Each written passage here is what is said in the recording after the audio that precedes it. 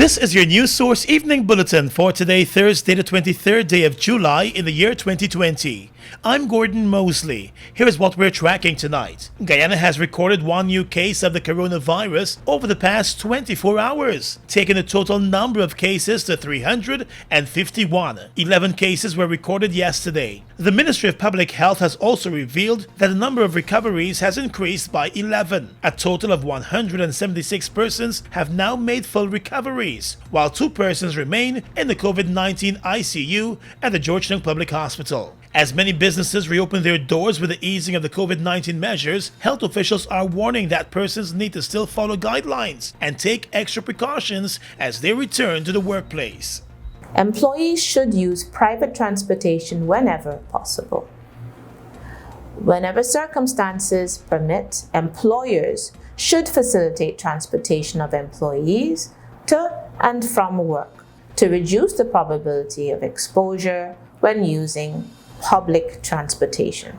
Deputy Chief Medical Officer Dr. Karen Gordon-Boyle. She's also advising that all entrances to public and private workplaces should have screening and hygiene blocks. The screening block should entail taking temperatures with a laser thermometer, and hygiene blocks should comprise of sinks with running water and liquid soap or hand sanitizing stations. Workplaces must decide on their policies re persons with elevated temperatures. That is, whether they'll refer them for further investigation or returning home or seeking further medical advice. As far as the office layout to facilitate social distancing is concerned, employers should erect plexiglass or other transparent barriers between staff area and the public. There should be clear demarcations showing 6-foot distancing either on the floors or walls to guide the public. Employers should rearrange office space to facilitate 6-foot distancing. Reduce in-person meeting to the barest essentials. Meanwhile, the situation in the interior regions of 2, 7, and 9 remains worrying, as they continue to be the hotspot with the virus in Guyana, recording the majority of current cases. More news coming up in just a moment. GBTI is your Guyanese bank, a bank that understands every customer's unique needs, opportunities, challenges, and financial concerns. At GBTI, we see you for you. Whether you're buying a new home or car, planning your next vacation or retirement, saving for your child's future, or whether you're ready to take that bold step of investing in your dream business idea, we are with you every step of the way. We hear your stories and watch you focus on your dreams as we share your aspirations. We are more than just banking. We are a family. We are part of your community. Our commitment extends way beyond the walls of our branches and is demonstrated every day in the opportunities we provide to our individual and business customers. The support, time, and commitment we give back to communities across Guyana to help improve the lives of our Guyanese families. Because we see Guyana through your eyes.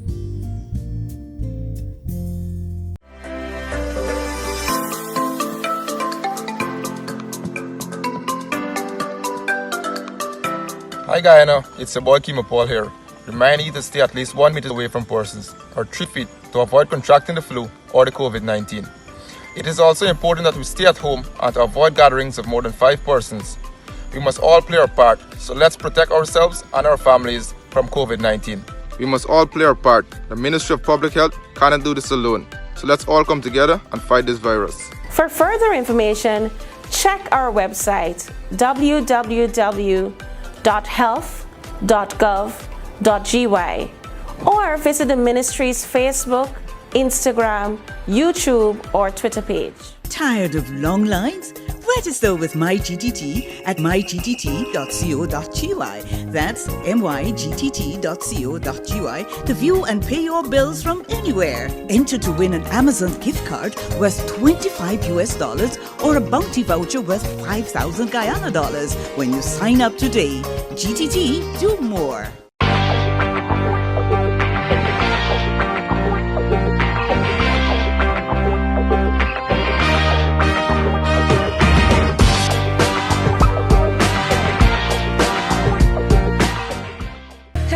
Boys and girls, as you prepare to write your exams, there are a few things you will have to do each day so that you and those around you can be safe and healthy. Please remember, on the day of your exam, you must wear a mask correctly, covering your mouth and nose before entering the school compound. Wash your hands with soap and water at the entrance of the school at the sink provided for 20 seconds. Paying attention to the palm and back of your hands, between your fingers and their tips. Dry your hands with a clean tissue and dispose in the closed bin nearby. Boys and girls, your temperature will be tested by an official. Then you will go to the designated waiting area with the floor signs and markings clearly visible, standing or sitting 2 meters or 6 feet apart at all times. It is now time to start your exam. The invigilator will direct you to the examination room. All the best. Boys and girls, playing and gathering are not allowed. Parents, the Ministry of Education thanks you for the support you have given the children during the time at home. However, in the interest of everyone's well-being, you will not be allowed to enter the school compound. Parents and guardians, we are counting on your support in picking up the children promptly after their exam. Remember, the Ministry of Education will provide transport for children who are living far away that require that assistance. Please be reminded that vending outside the school's compound is prohibited. Only authorized canteen vendors with a copy of their food handler certificate and wearing a mask, food gloves, apron, hairnet, and a hat will be allowed. Always remember to wear your mask correctly, wash your hands, and stay safe. And let's win the fight against COVID-19. A message from the Ministry of Education.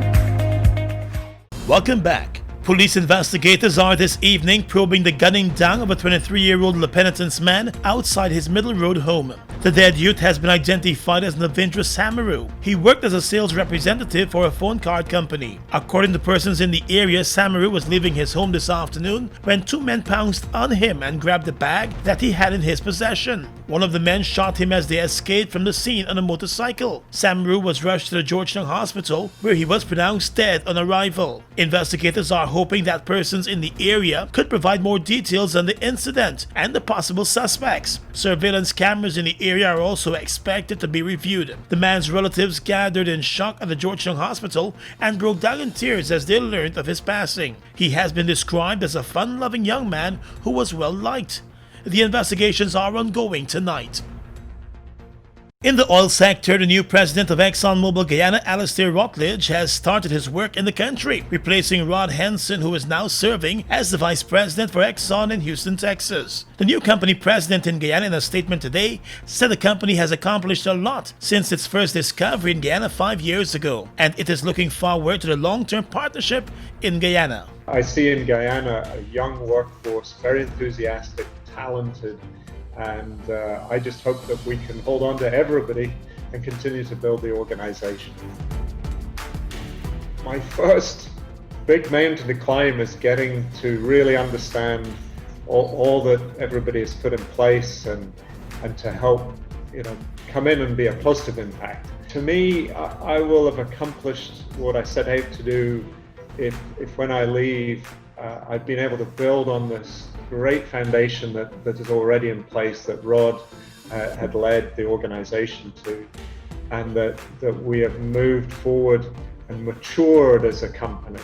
The natural resources are those of the country, and our job is to help the country develop the natural resource in a responsible way for a sustainable future of the country. Rutledge joins the Guyana operations from Qatar, where he served as the president of the company there, in charge of all ExxonMobil activities in that oil-rich nation and the region. In a statement, ExxonMobil Guyana said its new president began his career with Mobil in Aberdeen, Scotland in 1990, and has since undertaken a range of individual, supervisory, and managerial assignments for Mobil and eventually ExxonMobil. He has served in various capacities in engineering operations, planning, and commercial functions, while working in the United Kingdom, the United States, Venezuela, Italy, and Qatar. Exxon has been continuing its oil production in Guyana, though some of the operations have been dampened because of the coronavirus pandemic. Oil production in Guyana officially started back in December, following several discoveries in the past 5 years. Turning now to the aviation sector, with uncertainty hanging over the return of Liat, Caribbean Airlines continues its expansion into many of the markets that were being served by Liat. Officials of the Guyana Civil Aviation Authority have confirmed that Caribbean Airlines has applied for a license for scheduled services between Port of Spain, Trinidad and Ogle in Guyana and Bridgetown, Barbados and Ogle. A senior official of the Civil Aviation Authority told News Source today that the application is under review. Once it gets approval, which is likely, Caribbean Airlines will operate its ATR 72-600 aircraft, which could carry up to 68 passengers. It is the same type of plane that was being used by Liat. The scheduled services are expected to be daily. Trinidad and Tobago's Piarco Airport remains closed to international flights, and that airport is likely to remain closed until the end of August. The airports in Guyana are set to begin the first phase of a reopening plan soon. Caribbean Airlines previously operated a number of flights to Ogle using the same ATR planes 2 years ago. When there was some expansion work at the Chetty Jagan Airport, that service was temporary. Up until the closure of the airports across the region because of the coronavirus pandemic, Liat operated 2 daily flights between Ogle and Bridgetown and 1 daily flight between Port of Spain and Ogle. News Source understands that Liat is still to officially inform the authorities in Guyana about its future plans. The shareholder governments of Liat have been locked in engagements on the future of the airline, which has been facing financial turbulence for several years. While some of the shareholder governments want to completely liquidate the airline, the government of Antigua has put together a plan for a restructuring of Liat. On the police blotter right now, the Guyana Police Force arrested 2 men on Wednesday after they were busted with over 20 pounds of marijuana stashed in the doors of a car. The police said in a statement that the car was intercepted at 31 miles Ituni Road, and the search unearthed the 61 parcels of marijuana which weighed 20 pounds. The parcels were stashed neatly in the panels of the doors and in a spare wheel also. 2 men were immediately arrested and are likely to be charged soon. The police said the interception was based on information that had been received by investigators. Across the region is coming up next. Well, 1 week after fires at 2 public buildings in Essequibo triggered a major investigation, a 24-year-old man is facing charges for setting those fires. Essequibo Coast resident and excavator operator Keon Davis was charged on Wednesday for 2 counts of setting fires to public buildings belonging to the state. The charges are in relation to a fire that damaged a section of the CID building at the Anna Regina police station, and another fire that gutted a section of a building belonging to the GDF base at Maria's Lodge, Essequibo Coast. The accused appeared before Magistrate Esther Sam at the City Magistrates Court yesterday. He was not required to enter a plea to the 2 indictable charges. However, bail was granted in the sum of $200,000 on each charge. His next court appearance will be on the 5th of August, but he is required to report to the City Police Station every Monday and Friday for the duration of the case. We give thanks. For real. You spend all that money on your watch. How much time you spend with your son? So much money in the club. How much you spend with the ones you love? The simple things are your blessings. Cheese, please. Remember Tyrus Riley, this one we aim to please. The music will never ease. Cheese, please.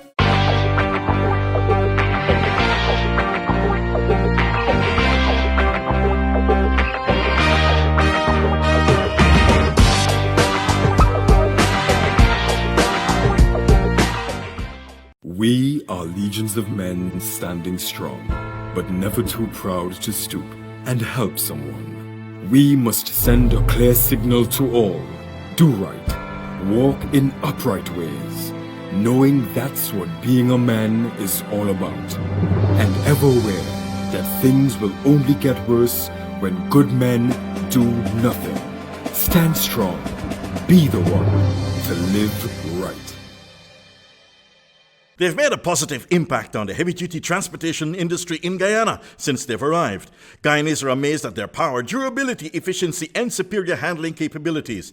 These are brand new trucks, manufactured in partnership with German, Italian, and French companies. They have a powerful reputation for operating under very adverse Guyanese conditions and come with full after-sales service and spare parts. They're the most sought-after trucks today, with over 500 units in Guyana, and they're available in over 100 countries, including South America and the Caribbean. Caribbean. Be smart. Buy brand new ST Howa trucks today. Call 608-4998 and arrange for an inspection at ST Truck Guyana Incorporated, Block B, Public Road, Covenant, East Bank, Demerara. The following is an important message from the Ministry of Public Health. Getting your workplace ready for COVID-19. Surfaces such as desks, tables, and telephones with keyboards must be wiped with disinfectant regularly, or at least every few hours. Use containers of hand sanitizers and place them in prominent places around the workplace. Provide access to places where staff can wash their hands with soap and water, and promote regular hand washing at the workplace. The Ministry of Public Health has a hotline to provide information on the coronavirus. Members of the public can call 227-4986 or 624-3067. Across the region right now, the Grenadian government on Wednesday said that the cancellation of the annual Carnival celebrations Spice Mass this year because of the coronavirus has also resulted in the loss of the 2 days observed as public holidays. The country's Prime Minister Dr. Keith Mitchell in a statement said that Grenada had lost a significant amount of revenue during the lockdown period between March to mid-May of this year, and the island cannot continue that mindset of free time. He said he doesn't think it's right. On May 5, Grenada officially announced the cancellation of the 2020 Carnival celebrations. The country, which reopened its international airport on the 15th of July to passengers from the Caribbean, will on August 1 allow entry to international passengers. All international visitors to Grenada will be quarantined for 14 days, whether or not there is proof that a person has a negative COVID-19 certificate within 7 days before arriving in the country.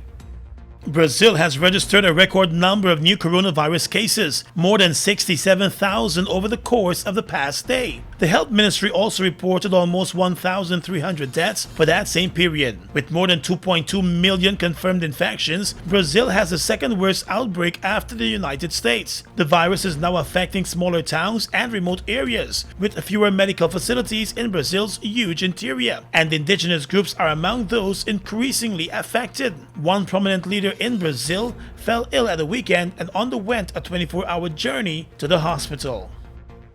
And finally tonight, international news. The United Kingdom and the United States have accused Russia of launching a weapon-like projectile from a satellite in space. In a statement, the head of the UK Space Directorate said they are concerned by the manner in which Russia tested one of its satellites by launching a projectile with the characteristics of a weapon. The statement said actions like those threaten the peaceful use of space. The US has previously raised concerns about the Russian satellite. In a statement, the Air Vice Marshal Harvey Smith, head of the UK Space Directorate, said actions like those threaten the peaceful use of space and risk causing debris that could pose a threat to satellites and the space systems on which the world depends. And that's your News Source Evening Bulletin for tonight. I'm Gordon Mosley, reporting.